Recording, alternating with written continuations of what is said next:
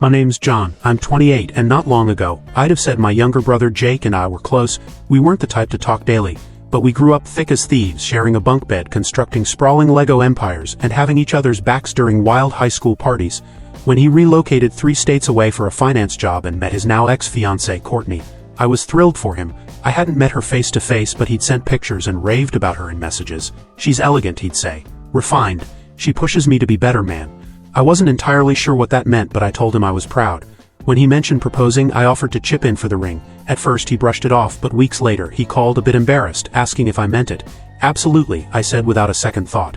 $10,000. Just don't buy it from some shady mall vendor. I sent the money the next day. No terms, no paperwork. Just family. Fast forward to the engagement party. Jake called to confirm I'd be there.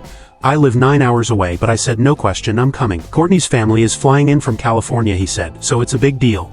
I reserved a hotel for 2 nights, cleaned my car, and packed a bottle of aged wine I'd saved since college, a thoughtful engagement gift.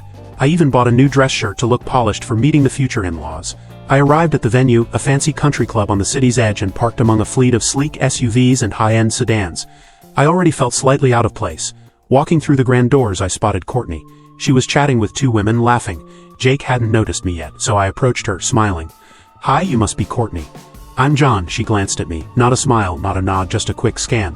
Her eyes moved from my shoes to my shirt like she was searching for something to critique.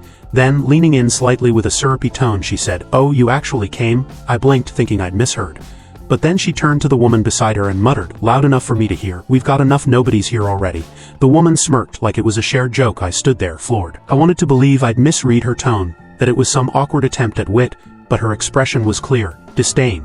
She didn't introduce me, didn't call Jake over, just pivoted slightly, dismissing me entirely. It hit me. This wasn't a mistake, it was deliberate.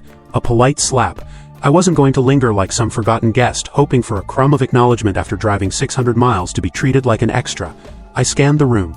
It was crowded, waiters gliding with champagne, laughter bouncing off polished walls. In the distance I saw Jake chatting with a man in a gray blazer, probably Courtney's dad. For a moment I considered weaving through the crowd, finding him, telling him what she'd said.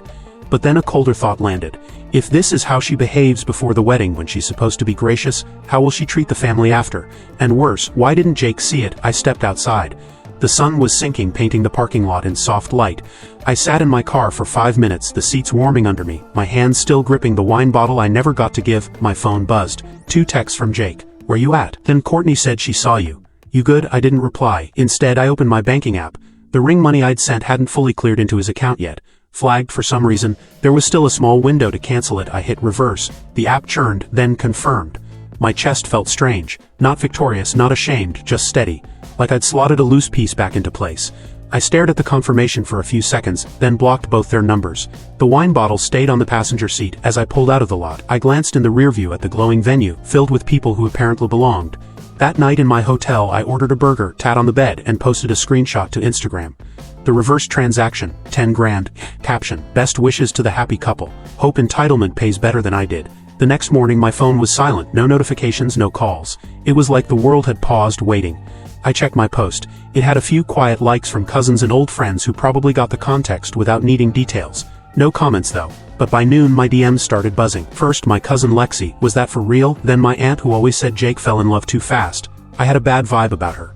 Then my old friend Malik who'd been at Jake's graduation. "Damn man, that's bold, you okay?" Nothing from Jake. I checked WhatsApp. My last message to him, about road conditions for the trip, was still unread. 2 gray ticks.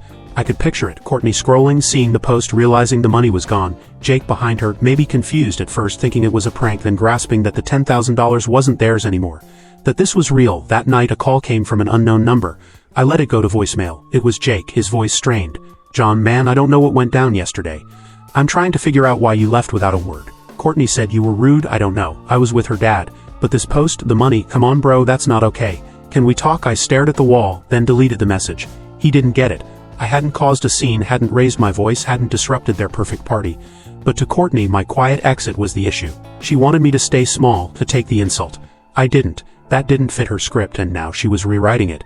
Jake was just trying to keep up, juggling her expectations. The next message wasn't from Jake, it was Courtney. No sugarcoating this time. "Hey John. I don't know what you thought that post would do, but it's immature and out of line. Jake's heartbroken. We had family flying in, vendors, everything. This was supposed to be special. Your little move got people talking. I don't know what you're trying to prove, but you've only embarrassed yourself. Hope it felt good. I screenshotted it, not to post but to keep. A reminder of how people reveal themselves when they think you owe them. I didn't respond. Instead, I powered off my phone and drove to a nearby state park. Found a trail by chance, walked it, ate a sandwich under a tree and let my thoughts bounce around. Was I overreacting? Maybe. But here's what stuck. I'd offered help unprompted, driven half a day to show up, brought a gift, all for family. And the moment I wasn't useful to her perfect event, I was brushed off. Not with anger, but with indifference. 2 days later, things escalated. A letter arrived, postmarked from Jake and Courtney's address. It was polished, almost corporate, like it had been vetted by lawyers and an event planner. It began, "We're saddened that tensions have marred what should have been a joyful celebration of love and family. Then, your choice to retract your generous gift has created challenges we must now address. Finally, we respectfully request you restore the funds as originally intended. If not, we may need to pursue other avenues to ensure obligations are met." I laughed, not because it was funny, but because they thought they could shame me into paying for my own disrespect. That last line, "other avenues," felt like a threat draped in decorum. So I decided to play their game. If they wanted optics, I'd give them optics.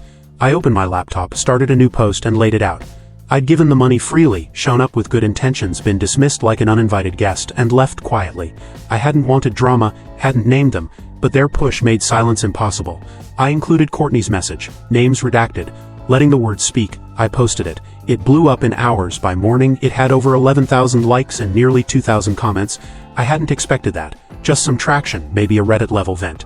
But this was a storm. People picked it apart, called my exit dignified, dissected Courtney's text like it was a movie villain's speech, and shared their own stories of being sidelined by family. My DMs filled with strangers' messages, "Don't send the money back, you nailed it." Or, "My sister uninvited me after I paid for her dress. Wish I'd done what you did." Siblings especially, always the givers, the fixers, never thanked. Related most, not everyone backed me. My mom called that afternoon. I ignored it, then she called again. Her voicemail, "John, what's happening?" Jake's in tears. Courtney's mortified. "Her parents saw your post."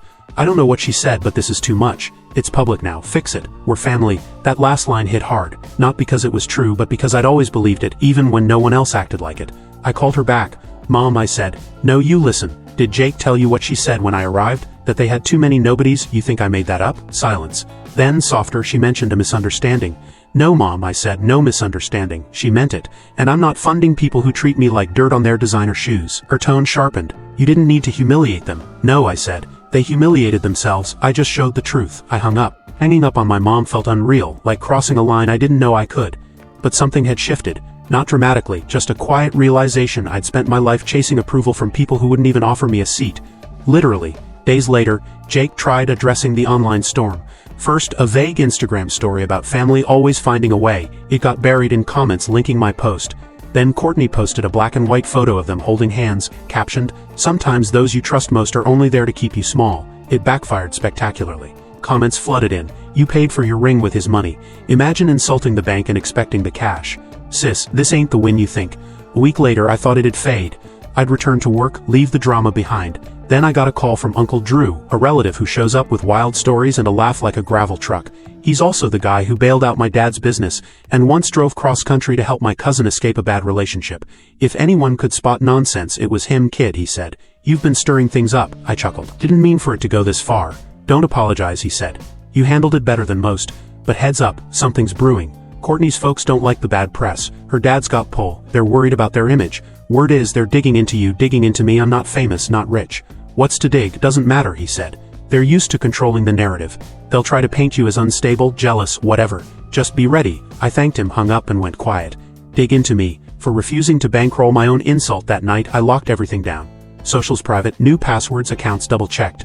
Paranoid or not, I wasn't getting caught off guard. Then an envelope arrived. Plain white, no return address. Inside, a printed screenshot of my post and a typed note. "This isn't finished. Some things are bigger than you. Choose carefully." I stared at it. The paper was heavy, professional, like for legal documents. No handwriting, no sender. Just that line, ominous and centered. It felt like a calculated jab, the kind someone sends when they think fear trumps reason. It rattled me for a moment. Someone had printed and mailed this. Theatrical, specific. I knew it was from Courtney's dad, Rick, a former exec with a smile too slick for LinkedIn. Jake once said Rick ran his family like a corporation. Control, image, leverage.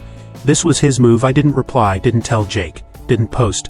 I called Serena, my college friend turned civil litigator. Sharp, loyal, she'd seen me at my lowest. I told her everything. She didn't flinch. "You need to get ahead of this," she said. "They're trying to make you their scapegoat. You embarrassed them in their own arena." They'll want to regain control. The next day, Serena filed a cease and desist letter. It was calm, factual. I had every right to reverse the gift as it hadn't cleared. I hadn't named names, hadn't slandered anyone. But if harassment continued, we'd pursue legal action. We sent copies to Jake and Courtney's address, Rick's home and his office. Serena posted a redacted version on her professional page, captioned a reminder that threats don't always land softly. The dominoes fell. My cousin Lexi messaged me. Jake was a mess after the letter arrived. Rick had promised to handle it, but now it was a PR disaster. His connections couldn't erase a documented legal move. They couldn't cry defamation without proof. Painting me as the bad guy only raised questions about why Jake needed my money for a ring. 2 weeks later, another envelope arrived. Jake's handwriting. A cheap sorry card, the kind you grab at a convenience store. Inside he wrote, "I screwed up. I know, I should have spoken up when she treated you like that. I was afraid, still am, but this has gone too far and you were the only one strong enough to walk away. I'm sorry, you didn't deserve this, I don't expect forgiveness, I just couldn't stay quiet anymore." It was small, but it was something. I sat with the card wondering if I should respond, if I wanted to. I thought about all the times I'd covered for Jake, supported him, made excuses when our parents celebrated him and overlooked me. I thought about the long drive, the wine I never gave, Courtney's look like I was a stray at her pristine event. Then I remembered my smile before I reversed the payment, blocked them and left. I'd never felt so steady. I didn't reply. I filed the card with the letter and envelope. Not out of spite but as evidence. Proof that sometimes those closest to you won't stand up for you. They'll let others degrade you to keep the peace. And when you stand up, you're the villain. Let them tell their story. I was telling mine. I donated the $10,000 to a scholarship for first-generation college students from low-income families. In Jake's name. No fanfare, no post, just a note. To someone who deserves a future of yes. Use it well. A week later, the engagement party video went private. Courtney's socials disappeared. Jake's profile became a blank avatar. Mutual friends stopped asking questions. The world moved on. So did I. Started traveling again. Small trips to places I'd always meant to see. I stopped chasing approval from people who saw me as a fallback. I wrote more, reconnected with those who made me feel valued, not like a line item. Jake's last message came months later. A text, "They're calling off the wedding." I stared at it, wondering what he wanted. Pity, relief, a pat on the back, maybe just a nod. But I didn't respond, not out of anger. I just didn't need to. The silence wasn't mine to justify anymore. It was his, and it was long overdue. As for me, I'm fine.